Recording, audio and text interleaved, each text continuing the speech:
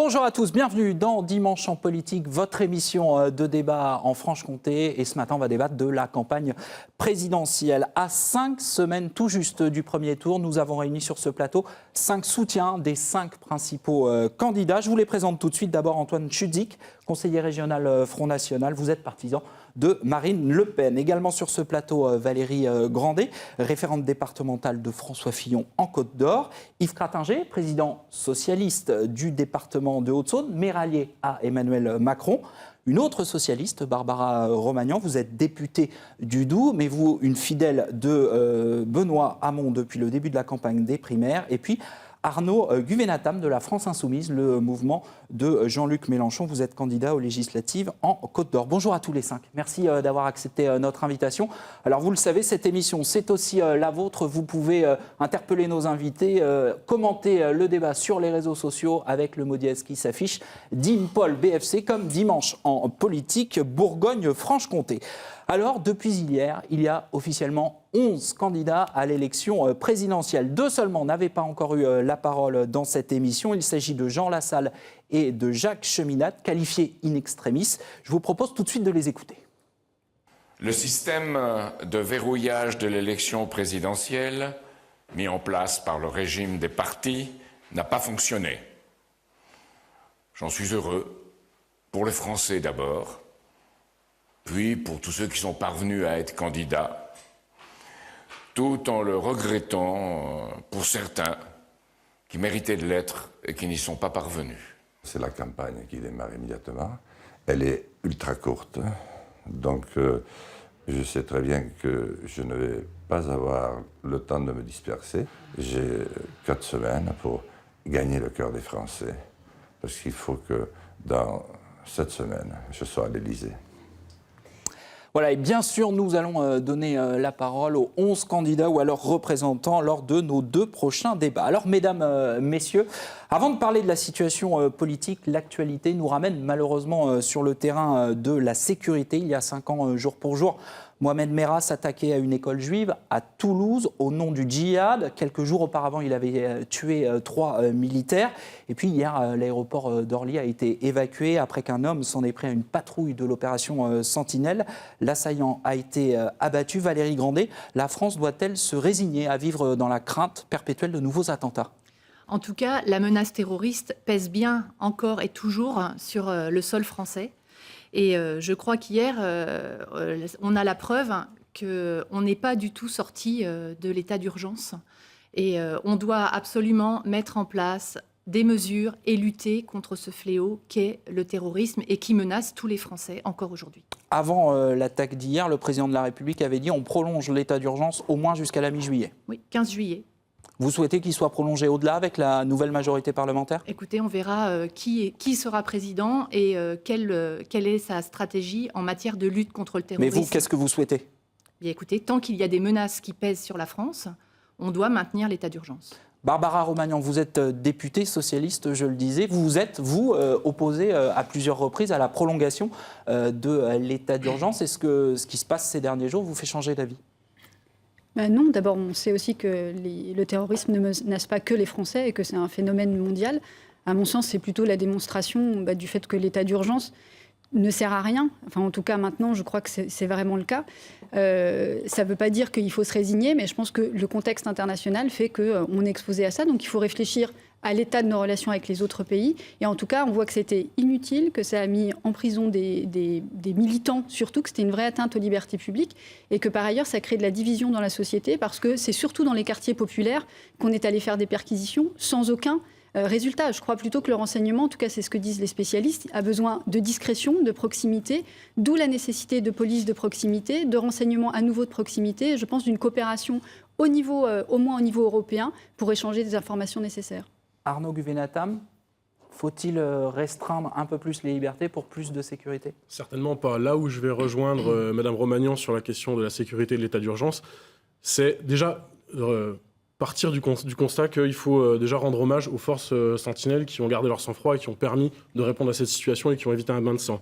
Mais malgré ça, c'est l'épuisement des forces avec la mise en place de l'état d'urgence qui, on le sait, n'est efficace que sur les 3 premiers jours. Donc c'est un état d'urgence, comme son nom l'indique, qui ne peut pas donc être permanent.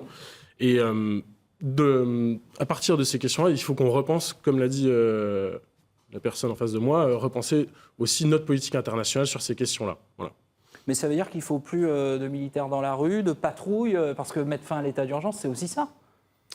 Écoutez, j'entendais Madame Grandet dire il faut recruter des forces, donner les moyens, mais attendez, vous êtes représentante de Monsieur Fillon. Monsieur Fillon a supprimé 12 000 postes quand il était Premier ministre de Nicolas Sarkozy. Il faut revenir au moins à ses effectifs avant 2007. C'est au moins ça là-dessus, au moins répondre en termes de moyens humains, notamment sur le renseignement. Voilà, ça c'est la réponse à apporter pour mettre fin à l'état d'urgence. Yves Cratinger, point de vue sur ces questions. Je suis pour le maintien de l'état d'urgence et pour le maintien de l'opération Sentinelle. Mais l'état d'urgence, c'est censé être une mesure provisoire. Là, ça fait maintenant des mois et des mois que ça dure. On peut prolonger indéfiniment comme ça parce que, effectivement, l'épuisement des forces de l'ordre, des forces militaires, tout le monde le constate. Vos libertés ont-elles été entravées? Non. Par contre, il y a une veille indispensable sur l'ensemble des réseaux de circulation des personnes et de circulation des informations. C'est nécessaire. Antoine Chudzik, Marine Le Pen s'en est pris au gouvernement hier soir lors d'un meeting à Metz. Elle a dit qu'il était dépassé, ahuri, tétanisé comme un lapin pris dans les phares d'une voiture. Propos outranciers, a répondu le Premier ministre Bernard Cazeneuve. Faut-il se diviser sur ces questions Mais il faut surtout apporter de bonnes réponses. Et pour apporter de bonnes réponses, il faut faire le constat. Le cas du terroriste d'Orly est très intéressant parce que Ziad Ben Belgassem, il avait quand même à son actif 9 condamnations. 44 signalements. Il était sous contrôle judiciaire et proche de fichier S.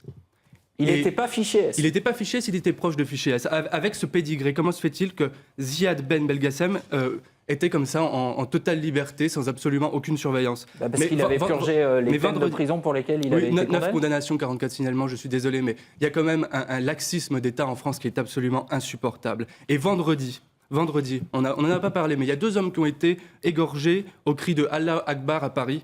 Qui était l'égorgeur? C'était un Tunisien, fiché S. Comment se fait-il qu'en France, on ait des étrangers fichés S, donc potentiellement dangereux, et qu'on ne les expulse pas? C'est absolument ahurissant. Je vous rappelle que le 14 juillet dernier, quand même, à Nice, le terroriste Mohamed Laouej Boulel était un Tunisien qui avait été aussi condamné 5 fois pour des actes de violence, de vol, de dégradation.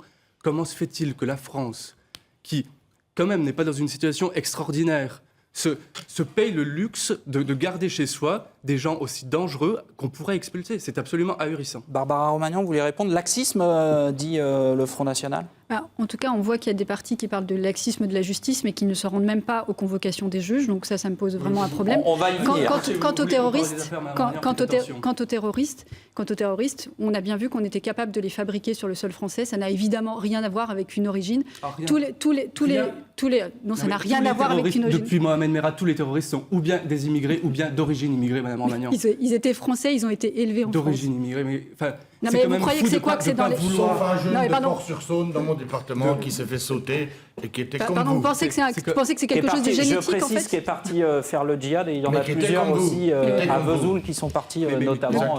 Mais quel aveuglement. Enfin, je veux dire, le terrorisme islamiste en France, il vient d'où? Enfin, je veux dire, c'est l'islamisme radical en France, c'est par opération du Saint-Esprit qu'il est arrivé dans notre pays. Vous dites non, c'est l'immigration massive. Il n'y a jamais eu autant de personnes en prison en France. Oui, mais jamais. Et regardez, par exemple, dans les prisons, c'est très intéressant, 20% des prisonniers en France sont des étrangers. Je veux dire, il faut se poser des questions au bout d'un moment. Et donc, il faut remettre un peu en question notre politique d'immigration massive, parce qu'elle est à l'origine de nombreux maux en France. Et ça, personne ne veut le voir. Valérie Grandet. 0,5 points d'étrangers en plus, 8%, 7,5% il y a un siècle. On est face à un échec de notre politique d'intégration en France, de notre politique d'accès à l'emploi pour tous ces jeunes qui sont en train de se radicaliser. Ce pas des gens qui ont 60, 70 ans qui aujourd'hui se radicalisent. Tout à fait. Je pense que la clé aujourd'hui pour lutter contre cette radicalisation des jeunes Français, parce que n'oublions pas qu'en effet, ce sont des Français qui attaquent sur le sol français des Français. Et ça, aujourd'hui, posons-nous les bonnes questions. Qu'est-ce qu'on fait pour que ces jeunes... D'accord, donc la question, vous la posez, la réponse, c'est quoi? La réponse, c'est une politique sociale plus adéquate pour éviter l'exclusion Le jeune qui a tiré sur ses camarades, il n'avait rien ni d'un étranger, Vous ni d'un parlez du musulman. lycée de Grasse. Exactement. fils d'un ancien élu Front National, d'ailleurs. Monsieur Guvenatam, absolument faux. Monsieur Guvenatam, je vous redonne la parole. On parle d'attentats, de radicalisation et de suite on parle d'intégration. Vous faites le lien aussi ? Absolument pas. Je vois pas de lien. Comme l'a dit mon collègue, il y a aussi des gens qui sont partis faire le djihad et qui n'étaient pas... Alors d'origine immigrée, on aimerait bien ce que ça veut dire, savoir ce que ça veut dire d'origine immigrée. Moi, je sais pas ce que ça veut dire. Moi, la question que je pose, c'est pour répondre à ces questions de société, il faut mettre au cœur la question sociale. Il faut apporter des réponses sociales. Moi, j'en vois plusieurs. C'est relancer la politique économique pour que tout le monde puisse avoir un emploi. C'est augmenter les salaires, porter le SMIC à 1 350 € net. C'est permettre aux gens aussi de partir à la retraite à 60 ans. C'est, bref, mettre en place tous les petits bonheurs de la vie qui vont permettre aux gens de vivre de manière pacifique et qui vont nous permettre de faire société ensemble, notamment sur la question républicaine. Voilà. Allez, c'est des questions sociales. On vient à la campagne. Il faut qu'on avance. On parle un peu des programmes aussi sur politiques. cette question, je suis dit. On va avancer avec, dans l'actualité de la semaine, une actualité politique qui est chamboulée par l'actualité judiciaire. Valérie Grandet, François Fillon a été mis en examen mardi, notamment pour détournement de fonds publics, suite aux révélations de ce qu'on appelle désormais l'affaire Pénélope. Il a choisi de continuer à faire campagne avec cette épée de Damoclès judiciaire au-dessus de la tête. Son image de responsable politique n'est-elle pas néanmoins définitivement écornée ? En tout cas, tout ce qui a été mené aujourd'hui a été fait en effet pour affaiblir et écorner l'image de François Fillon. Concernant la mise en examen de ce 14 mars, c'est un non-événement, il l'avait annoncé le 1er mars. Ouais, enfin, excusez-moi, c'est quand même un événement. Est-ce qu'il peut continuer à faire campagne comme s'il avait reçu un PV de stationnement ? Absolument pas, mais M. Fillon, contrairement à certains, s'est présenté devant les juges. Il n'a pas répondu à leurs questions. Il avait le choix... Compte tenu du calendrier, il ne les a pas convaincus en tout cas, puisqu'il a été mis en examen. Compte tenu du calendrier judiciaire au cœur de cette campagne, François Fillon a fait le choix de faire une déclaration. Il avait le choix de se taire, de répondre aux questions ou de faire une déclaration. Mais le calendrier aujourd'hui de la campagne électorale l'a obligé à faire une déclaration devant les juges qui on le savait, allaient de manière automatique le mettre en examen, mais au moins on aura, ces avocats auront accès au dossier. Alors, nouvelle affaire concernant François Fillon cette semaine. On a appris qu'il s'était fait offrir pour 13 000 € de costume de luxe par l'avocat de la France-Afrique, Monsieur Burgi. Ça commence à faire beaucoup. Le parquet national financier a d'ailleurs élargi son enquête à des soupçons de trafic d'influence. Ben écoutez, tout à fait. Laissons le parquet national financier œuvrer et laissons la justice mener l'enquête. Non, je ne dis pas que tout va bien, mais je dis que ça commence à faire en effet une accumulation importante de faits. On se rend bien compte que c'est un pilonnage en règle de notre candidat. Barbara Romagnan, vous demandiez la parole. Oui, je pense que c'est important qu'on ait... La justice est instrumentalisée ? Important qu'on ait des visions de la société qui soient différentes, mais il y a quand même un grave problème quand on en est à remettre comme ça en cause l'institution judiciaire, quand par ailleurs on prétend gouverner, dire ce qui est bien ou ce qui est mal. Je pense que pour l'instant il est innocent, mais enfin ça pose quand même un sérieux problème de crédibilité.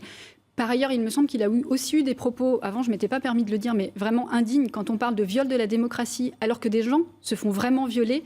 Vraiment, moi, je trouve ça extrêmement choquant. Et ce que je trouve assez confondant, c'est aussi à quel point il semble ne pas se rendre compte de à quel point c'est grave. On a vraiment l'impression qu'il y a des gens qui vivent dans des mondes parallèles. Antoine Chudzik, la justice s'intéresse aussi à Marine Le Pen, qui, contrairement à M. Fillon, ça a été dit, ne s'est pas rendue à la convocation des juges d'instruction dans l'affaire de ce qu'on appelle les emplois fictifs présumés des assistants parlementaires européens. Je précise que vous êtes assistant parlementaire vous-même auprès de Sophie Montel, eurodéputée et présidente du groupe FN à la région, elle aussi visée par le Parlement et sanctionnée financièrement de près de 75 000 €. Pourquoi Marine Le Pen se soustrait-elle à la justice ? Pour une raison simple, c'est que effectivement, il y a une instrumentalisation de la justice dans notre pays. Par qui ? Mais par des juges militants, par des juges membres, par exemple, du syndicat de la magistrature, avec leur fameux mur des cons. Je veux dire, quand vous voyez que c'est une enquête concernant Marine Le Pen, par exemple, c'est intéressant. Ça fait 3 ans que l'enquête est ouverte. 3 ans. Il y a 13 mois. Par le Parlement européen, d'abord. Oui, et la justice s'en est saisie il y a 2 ans. En décembre dernier. Marine Le Pen, elle a demandé l'ouverture de la désignation d'un juge d'instruction il y a 13 mois. Ça lui a été refusé. Elle voulait être entendue par les juges il y a 13 mois. Pourquoi est-ce qu'on a refusé il y a 13 mois ? Et pourquoi, comme par hasard, il y a là maintenant, à quelques jours des élections présidentielles, la procédure s'accélère, on ouvre des enquêtes, on désigne un juge d'instruction. La magistrature suprême, on peut remettre comme ça en cause l'institution judiciaire. Et par exemple, c'est très intéressant, parce que M. Fillon, lui, l'enquête a été ouverte à partir d'un article du Canard enchaîné en 1 semaine. Pourquoi Excusez-moi, on ne va pas débattre des affaires de tout un chacun.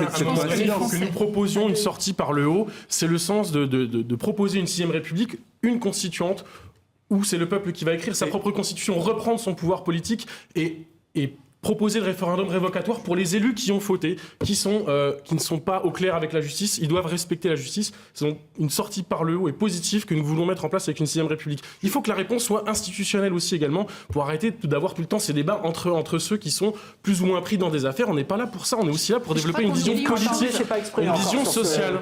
Franchement, quel que soit le numéro de la République, l'institution judiciaire doit être respectée. Le président de la République en est le garant.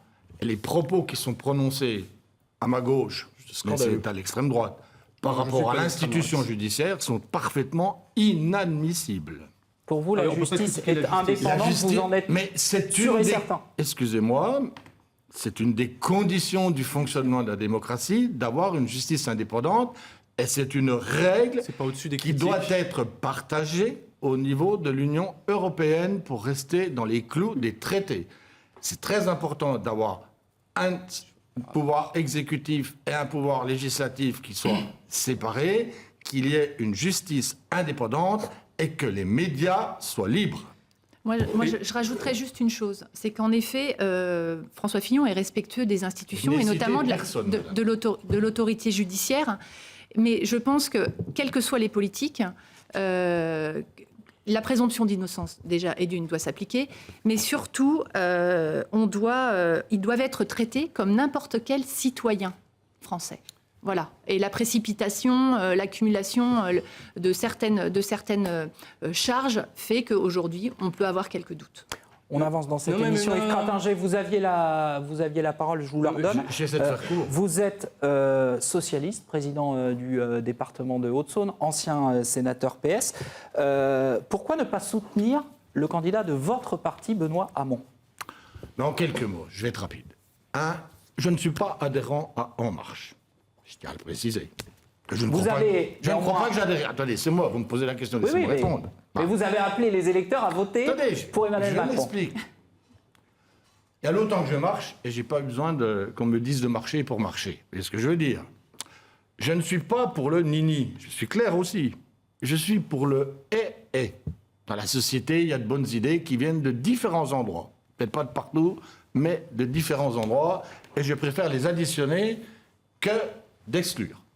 Le et additionne, le nini exclut. Je ne suis pas convaincu, je n'ai pas réussi à me convaincre de la qualité des propositions de Benoît Hamon. Ce n'est pas une attaque contre lui, parce que c'est quelqu'un que je respecte et qui mérite d'être respecté. Mais ça veut dire que vous ne respectez pas non plus le vote des électeurs de gauche. Je ne me suis pas prononcé, il y a certains m'ont téléphoné, je ne sais plus si vous m'avez téléphoné, mais d'autres. Je n'ai jamais dit ce que je faisais dans les primaires. Voilà, donc je suis resté totalement en dehors. Par contre, je répète que je n'ai pas été convaincu et que je ne suis apparemment pas le seul. Si je dois aller plus loin, je dis, pour moi, nous sommes dans une situation où il y a un avis de tempête qui est annoncé pour le 23 avril. Et la réponse de M. Macron, c'est la loi El Khomri. Je peux parler parce que vous avez déjà parlé 7 fois. C'est la retraite à 67 ans, c'est supprimer l'ISF. Je continue. Il y a un avis de tempête après, pour le 23 avril. Moi, j'ai vécu le 21 avril 2002. Il y a plein de gens qui disaient « je voterai Jospin au deuxième tour ». Et après, ils se sont aperçus que les raisons pour lesquelles ils s'opposaient à voter au premier tour étaient dérisoires par rapport aux conséquences du résultat. Et ils en étaient eux-mêmes complètement abaissé. Mais Yves Cratinger, ça veut dire que par exemple, donc, vous sentez plus d'atomes crochus avec un Jean-Baptiste Lemoyne qui est sénateur LR, qui a été président départemental mais je n'ai pas à avoir d'atomes crochus LR dans avec Lyon que Pierre par exemple avec Barbara Romagnan, vous êtes adhérent du même parti. Mais Barbara n'est pas une ennemie, excusez-moi, c'est pas le problème. Alors, je vous demande si vous êtes plus proche justement. Je suis tout seul dans ce que je pense et je suis complètement libre par rapport à ma pensée et je suis libre dans les décisions que je prends et comme ce que je pense, tous les gens me le demandent, je leur ai dit. Voilà. Barbara Romagnan, trahison ? Non, enfin moi, c'est jamais les termes que j'emploierais. Je comprends et je partage la crainte du choix qu'on aura au deuxième tour. Néanmoins, je trouve curieux, indépendamment de ce qu'a pu dire Yves Krattinger, qui en effet ne s'était pas prononcé avant pour la primaire, de dire il faut voter pour un candidat pour éviter une autre, autrement dit Marine Le Pen, qui n'est pas assez démocrate, et par là même s'asseoir sur la démocratie. Encore une fois, je n'en fais pas une question personnelle avec Yves Krattinger qui ne s'était pas prononcé, mais il vient d'avoir un vote avec 2 millions de personnes qui se sont prononcées. Donc c'est quand même un petit peu contradictoire. On a déjà un problème de légitimité vis-à-vis des citoyens. Ça ne va pas vraiment dans le sens de la démocratie. Par ailleurs, sur le fond... Une question de personne avec Yves Krattinger, est-ce que vous en faites une question de personne avec Manuel Valls, qui a refusé de parrainer Benoît Hamon cette semaine? Je pense que ça n'est pas correct et que ça n'est pas, la bonne réponse si on veut éviter Marine Le Pen au 2e tour. Emmanuel Macron, avec le respect qu'on peut avoir pour lui, propose davantage de dérégulation alors qu'on a besoin de davantage de protection et de régulation. Moi, je crains qu'on s'illusionne et qu'on se retrouve dans la même situation que ce qui s'est passé aux États-Unis. On pensait qu'Hillary Clinton était la garantie anti-Trump. C'est exactement l'inverse qui s'est passé parce qu'il y a tellement de désespérance dans la société que maintenant, si on ne propose pas un projet qui permet de vraiment transformer la société... Bernie Sanders aurait gagné l'élection présidentielle face à Trump. Non, bien sûr que non. Mais en tout cas, on a bien vu qu'Hillary Clinton, ça ne permettait pas, ça n'était pas une garantie contre Trump. Il y a plein de gens dans la société française aujourd'hui qui ne peuvent pas se permettre la continuation de ce qui s'est toujours fait. Barbara Romano, vous avez quand même un problème. Benoît Hamon, il rassemble même pas son camp. Même pas son parti. Mais les camps aujourd'hui, il n'est pas le camp, il n'est pas le représentant du Parti socialiste. Il a été élu et désigné par 2 millions de personnes. Je ne dis pas qu'on n'a pas de problème, mais je pense qu'aujourd'hui, la politique, elle est complètement changée. Ce qui faisait clivage avant, ça a complètement changé aussi. Et je pense qu'aujourd'hui, il faut se mobiliser autour d'un projet qui fasse envie. Il y a 8 millions de gens qui vivent en dessous du seuil de pauvreté en France. Il y en a autant qui sont toujours dans le risque d'y tomber, dont la majorité travaille. Il faut faire des propositions qui sortent de l'ordinaire et de ce qu'on fait d'habitude, d'où le revenu universel d'existence. Arnaud Guvenatam, on le voit, division des élus au Parti socialiste. Est-ce que Jean-Luc Mélenchon, s'il souhaitait vraiment gouverner, n'aurait pas pu trouver un accord avec Benoît Hamon? Écoutez, l'avenir en commun est sorti au mois d'octobre, il est chiffré financé, donc nous on est en dynamique depuis un certain nombre de mois maintenant. Parce que là, vous êtes condamné, et Benoît Hamon et Jean-Luc Mélenchon, à faire un peu de la figuration face... Écoutez, non, nous on est dans une campagne de conviction. On a réuni 130 000 soutiens hier autour de thématiques institutionnelles pour la constituante, pour se donner de nouveaux droits, se redéfinir en tant que peuple et reprendre notre pouvoir politique en tant que citoyen. Mais il y a aussi des divergences avec Benoît Hamon. On est bien obligé de dire qu'il y a des plans programmatiques. Sur la question européenne, il propose le Parlement de la zone euro, respecter les 3%, mais tout ça, ça va empêcher Benoît Hamon de mettre en place toute la politique sociale qu'il est censé vouloir mettre en place. Et ces différences, vous ne pouviez pas les dépasser. Je pense notamment à un Bourguignon, Arnaud Montebourg, qui a dit cette semaine sur une radio en matinale que vous aviez besoin de vous unir, que vous étiez devant le mur de l'histoire. Ça vous interpelle pas, ça ? Écoutez, ça interpelle Arnaud Montebourg. Nous, en tout cas, dans la stratégie que nous voulons mettre en place, c'est qu'il va falloir tenir tête à Angela Merkel, exiger par exemple la fin de l'indépendance de la Banque Centrale Européenne pour que